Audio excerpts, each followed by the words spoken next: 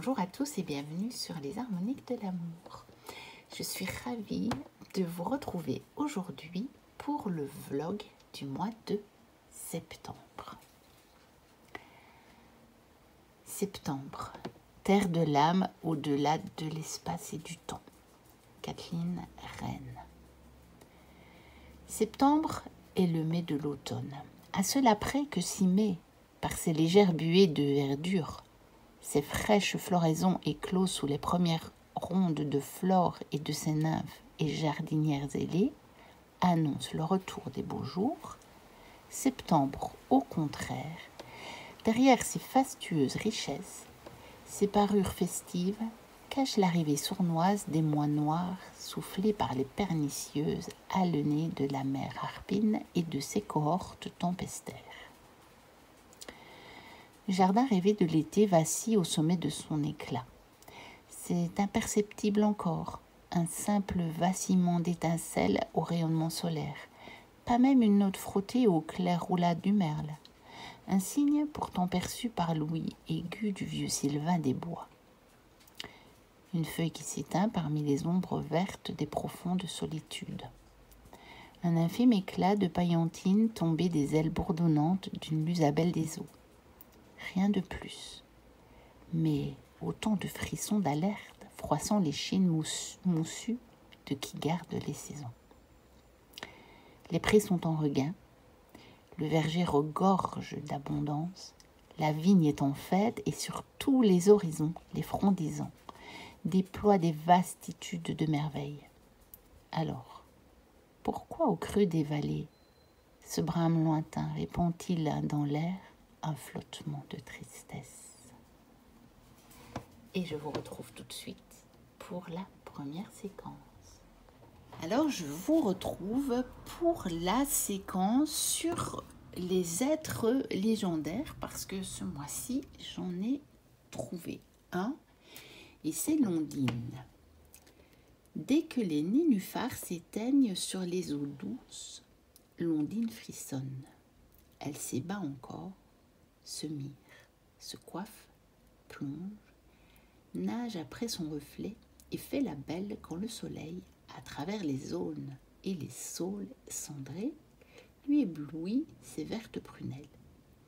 Mais dès que les premières brumes au matin effaceront ses berges défleuries, d'une dernière scintillante pirouette, elle s'enfoncera au fond, au-delà des fonds vaseux, dans ses lointains royaumes.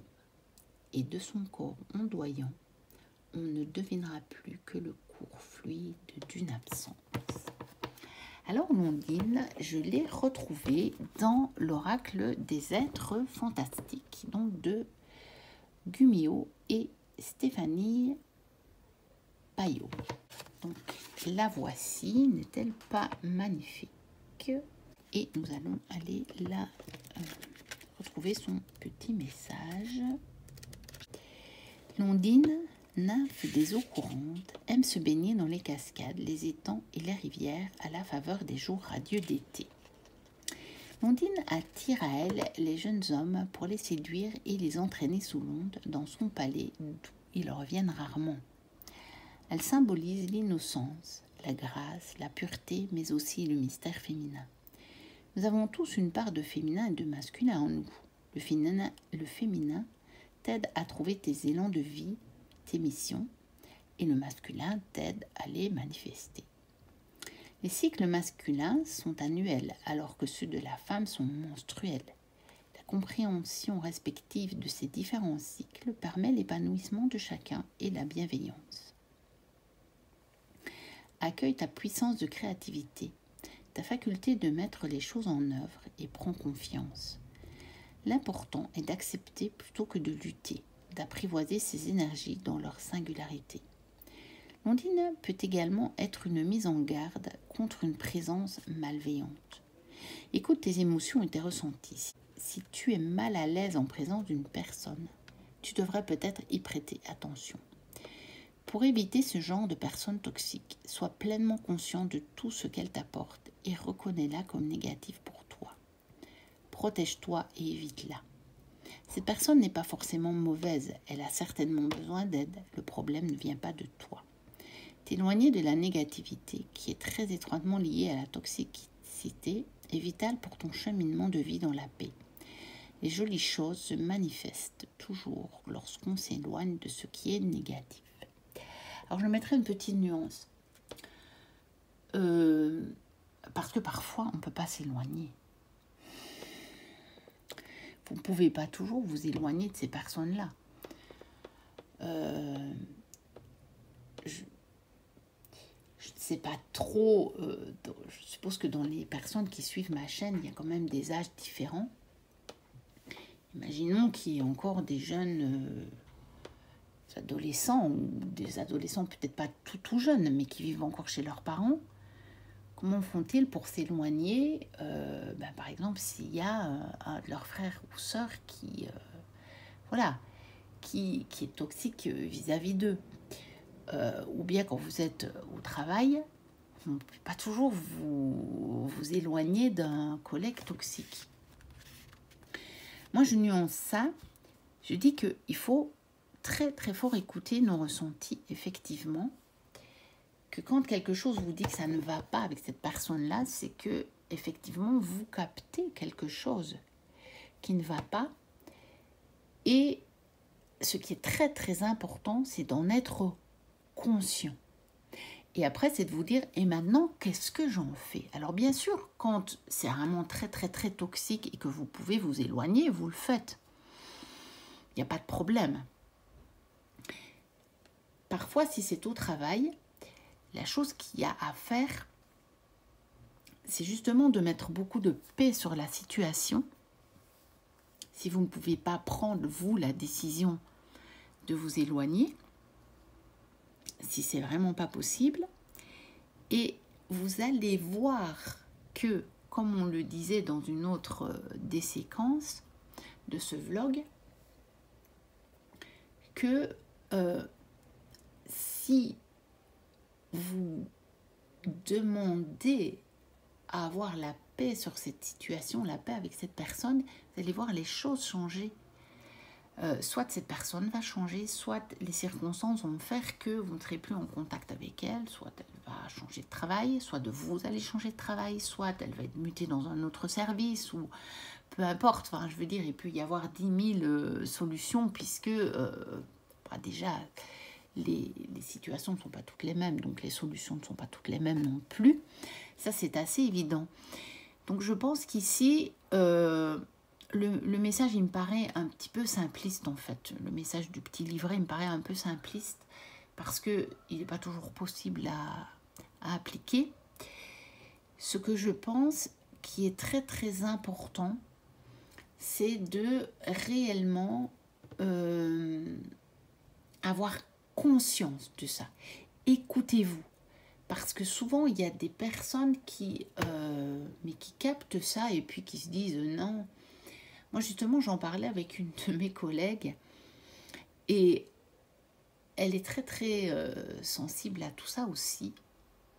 Elle est extrêmement empathe aussi, donc elle ressent très, très fort. Elle est très, très connectée et elle ressent très, très, très fort les énergies. Et d'ailleurs, souvent, on a exactement les mêmes ressentis sur les mêmes personnes. Quand elle me dit « Oh là là, cette personne-là, j'ai du mal », moi, j'ai exactement le même ressenti qu'elle. Mais elle me disait « Mais c'est compliqué parce qu'elle me dit, moi, on m'a appris à toujours donner une seconde chance aux gens. » Et je dis « Bah oui, mais moi aussi, c'est pareil. » Et ici, c'est pas question de ne pas leur donner une chance ou une seconde chance, mais c'est d'être conscient que ce qu'on a ressenti est réel. Et si vous êtes conscient, alors fatalement, vous finirez par maîtriser la situation. Donc moi, je vois plus ça comme rester très, très, très conscient de vos ressentis, les prendre en compte, vous dire qu'ils sont réels, que non, vous ne vous faites pas des idées, que ce que vous ressentez est bel et bien réel. Et donc, ça doit vous mettre la puce à l'oreille et ajuster votre attitude en fonction de ça. Si par exemple, vous dites « Ah, je ressens comme de me méfier », eh bien, méfiez-vous, soyez prudent. Ne confiez pas n'importe qui, n'importe quoi à cette personne, ni ne lui prêtez pas des choses, mais même au niveau, je veux dire, des choses sur vous, sur votre vie ou sur d'autres personnes, ne lui confiez pas ces choses-là. Si vous avez l'impression qu'il faut vous méfier, ne le faites pas. Voyez en quoi ça peut être très intéressant, ce ressenti qu'on peut avoir, parce que ça permet d'ajuster notre attitude. Et je vous retrouve pour la légende du mois. Et donc, j'ai choisi la légende de la ronce. Un jour, le bon Dieu se promenait sur terre. En ces temps très lointains, quand le monde était encore tout frais, tout neuf, il s'y rendait souvent. Sans doute pour voir si les choses qu'il avait créées allaient bien comme il voulait. Un peu comme le jardinier va dans son plantage surveiller si ses salades poussent bien. Sur ses talons suivait Saint-Pierre en tant que contremaître. En ce temps-là, le soleil à peine sorti du four et encore tout croustillant ne plaignait pas ses rayons. Le ciel et la route étaient donc brûlants. Et les deux compères fourbus d'avoir cheminé si longtemps commençaient à sentir le gosier asséché. Heureusement, voici une ferme et un paysan assis bien heureux de fumer sa pipe à l'ombre de sa haie. Y aurait-il une goutte d'eau pour nous rafraîchir? Bien mieux que ça. Allons donc, on sort les chopines. À boire, à boire. Quand il n'y en a plus, il y en a encore. Le bonhomme n'était pas regardant. C'était comme cela l'hospitalité dans le temps. Encore une que les Goths n'auront point. Saint-Pierre, qui a l'habitude de lever le coude et ne craint pas de descendre sans canailler en cachette dans les caves du Cornu, tient gaillardement la route. Mais le bon Dieu, tout bon Dieu qu'il soit, à la troisième chopine commence à ne plus trop avoir les yeux en face des trous. On ne l'a jamais vu aussi familier, bavard et bout en train, et de demander en tapant sur le ventre de son hôte de quelle plante on tire un si excellent breuvage. Parce qu'il en a créé des herbes et des fleurs, des bazars et des fruits dont on n'a plus idée. S'il devait se souvenir de tout, il ne s'en sortirait plus. Le pinard, c'est de la vinasse, et puisqu'on est à la rigolade, le bonhomme, qui ne sait pas mieux à qui il a affaire, se dit qu'à sotte question, réponse du même tonneau, et de galéger que le vin, ça vient du jus des ronces, pardi. Eh bien, mon cochon, le bon Dieu, aussi fort ravi que sur son petit nuage, décide que cette si bienfaisante flore mérite un petit miracle. Pas la peine de remercier, tout le plaisir est pour moi. Désormais, sur les champs et à partir de maintenant, je vais favoriser la pousse de cette ronce afin qu'elle prolifère et produise davantage. C'est pourquoi, depuis cette divine bamboche, les ronces croissent, envahissent, se multiplient partout et rejettent par tous les bouts. Alors, la ronce, je l'ai retrouvée dans l'Oracle des Simples de Ciolo Thompson. Savoir ancestral des sorcières de campagne, eh bien, je pense qu'on est en plein dans le thème de la légende. Donc, ici, c'est ronces de Californie, mais bon, bien entendu, je pense que nous reconnaîtrons quand même aisément les ronces que nous trouvons par ici. Et donc, le mot-clé, c'est adaptation. Donc, je vais la mettre là. Voilà. Donc, on nous dit l'indication oraculaire liée à ce groupe de plantes est adaptation. N'importe quel jardinier, glaneur ou promeneur qui a dû lutter contre les branches épineuses de cette ronce peut témoigner que cette plante tenace trouve le moyen de pousser dans n'importe quel terrain. Donc c'est vraiment exactement ce qu'on vient de dire dans la légende. Bien qu'on la voie souvent comme une mauvaise herbe ou une plante invasive, la ronce fournit aussi un abri à beaucoup d'animaux et de quoi se nourrir aux papillons, aux abeilles, aux papillons de nuit et à toutes sortes de créatures plus grosses, y compris les êtres humains.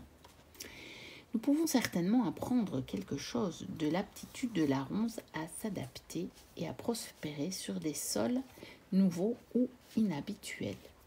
On peut attribuer une partie de son succès à ses branches épineuses. Les taillis de ronces sont presque impénétrables et ne sont jamais faciles à éradiquer. Si vous êtes dans une situation qui semble exiger que vous vous adaptiez, même de façon radicale, n'oubliez pas qu'il est parfois bon de mettre en place vos dépenses pendant en période de changement. Avec le temps, vous pourrez vous épanouir et offrir vos dons au monde. Il n'est jamais facile de s'avancer en terrain inconnu. Et il peut falloir beaucoup d'efforts et d'ouverture d'esprit pour changer. Souvenez-vous que prendre soin de vous peut être un outil des plus importants en période de transition et de changement. Et ça, pour l'avoir vécu, je peux vous dire qu'effectivement, en période de gros changements, il est vraiment bon de vous écouter et de parfois être plus doux avec vous-même sur certaines autres choses que peut-être à d'autres moments vous reviendrez à une autre exigence.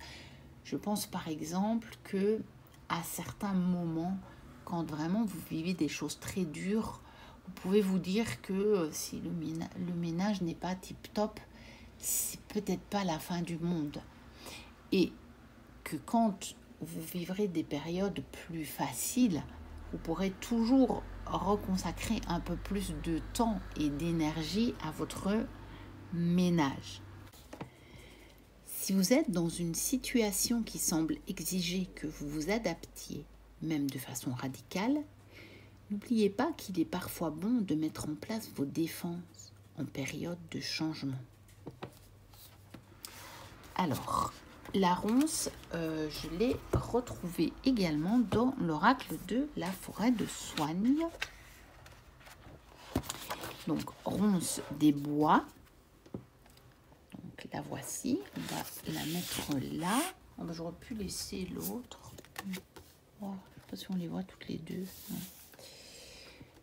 Voilà, je vais mettre comme ça. Je vais mettre celle-là là et celle-là ici. Comme ça, on la voit bien. Et donc, ici, on nous parle de désir. Oh là là, faut-il encore le répéter? Je ne suis pas folle. Je ne pique pas n'importe qui. Il revient juste à ceux qui aiment le plaisir de trouver le chemin mu par leur désir. Et donc, on va aller voir le message. Ne soyez pas timide. Osez parler ouvertement de vos désirs. Vous rendez-vous compte que vous vous limitez encore? Il n'est jamais trop d'énergie en vous. Le désir a cette fonction. Vous poussez au cœur de nouveaux territoires, dans des découvertes inconnues, vers des rencontres essentielles. C'est intéressant de voir que ici, le message, il est pris à partir du désir qui va vous pousser dans des terres inconnues qui vous demandez après une adaptation. Désirez, cher ami, désirez. Il ne serait pas étonnant que vous soyez à un tournant. Et derrière le virage, qu'y a-t-il? Vous n'en savez rien. Tournez sur vous-même, 1 fois ou 10 fois ou 100 fois selon l'état de votre mental. Laissez-le se mettre en rotation autour de votre axe, qui n'interfère plus dans vos élans. Une fois qu'il se sera tu, vous n'aurez plus qu'à écouter. Non, une fois qu'il se sera tu, une fois que vous aurez écouté, vous aurez encore à vous exprimer. Dites-le avec des mots, des danses, des actes romanesques ou poétiques, lentement, brusquement, peu importe. Et peu importe de savoir si votre désir se réalisera. S'il concerne votre lien à une autre personne, vous ne contrôlez pas l'état de son propre désir à votre égard. Quel que soit l'objet de votre désir, vous ne contrôlez pas. Votre seul levier est de laisser sortir ce qui est en vous. Croyez-vous que la ronce réfléchisse avant de lancer ses jets de la nouvelle année, avant de laisser mûrir ses fruits, avant de plonger dans la terre pour se perpétuer? Bien sûr que non. L'élan est primordial. Sans lendemain, jetez-vous, laissez mûrir, plongez.